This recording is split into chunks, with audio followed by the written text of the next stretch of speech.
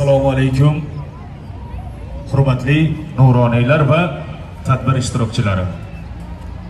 Sizlarni 9-may xotira va qadrlash kuni munosabati bilan tabriklash uchun so'z Mingbuloq tumani hokimi Mansurov Ahrorbek Ahmadaliyevichga.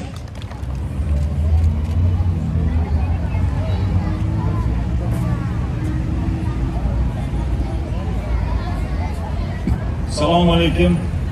Aziz tadbir ishtirokchilari, hurmatli nuroniylar, aziz yoshlarimiz. Barchangizni 9-may xotira va qadrlash kuni munosabati bilan shu maydonda, ushbu tadbirda ko'rib turganimdan xursandman va o'zimning nomidan, shu yerda turgan sektor rahbarlari, huquqni muhofaza qiluvchi idoralar nomidan chin qalbimdan tabriklayman.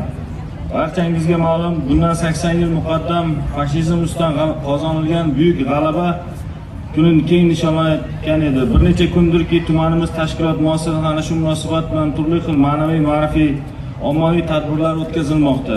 Bu yerga biz ham ana shu munosabat bilan yig'ildik. Tadbirni ochar ekanman. Barchangizni ushbu xotira va qadrlash kuni sifatida keng nishonlanib kelinayotgan bayramda o'tgan yillar davomida o'tib ketgan ajdodlarimizni, bayramga ma'naviy hayotimizni ajralmas qismiga aylanib qolgan bizning o'sha buyuk ajdodlarimizni xotirlashga chaqiraman. Zero tariximizni bilmasdan farovon kelajakni bunyod etib bo'lmaydi. Shunday ekan 1941-45-yillarda Ikkinchi jahon urushida qatnashib g'alaba nishonlanayotgan ushbu kunda bizning yurtimizda, mamlakatimizda barcha bayramlar singari xotira va qadrlash kuni sifatida keng nishonlanib kelmoqda.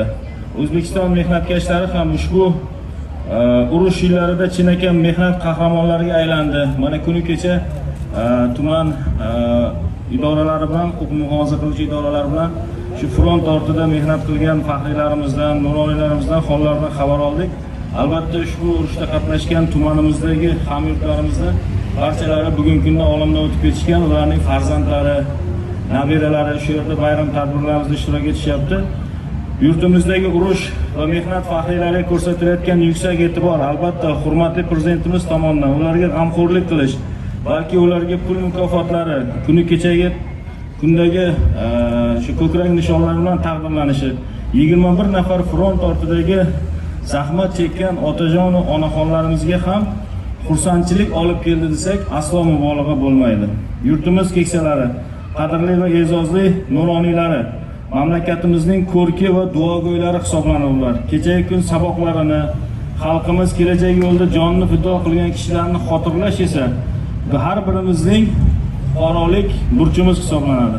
Xotira bu tarix, o'tmishni, milliy merosimizni anglatib turuvchi muqaddas kitob zarvaraqlaridek hayotimizni yoritadi. Shu bois yoshi ulug', hamon yoshlarga qimmatli pand-nasihatlar qiluvchi duogo'y nuroniylarimizni e'zozlash, hayotiy saboqlardan xulosa chiqarib yashash bugungi kun avlod uchun ham farz hisoblanadi. Ushbu fursatdan foydalanib yana bir bor barchangizni shu xotira va qadrlash kuni munosabati bilan yig'ilib shu tadbirda faol ishtirok etayotgan uchun barcha tuman tashkilotlariga, tuman yoshlarimizga, barcha mas'ullarga minnatdorchilik bildirgan holda ushbu tadbirlar, ya'ni xotirlash va qadrlash tadbirlari barcha mahallalarimizda, ko'chalarimizda keng nishonlanadi degan umiddaman. Barchangizga yana bir bor bayram muborak bo'lsin. Sog' bo'linglar.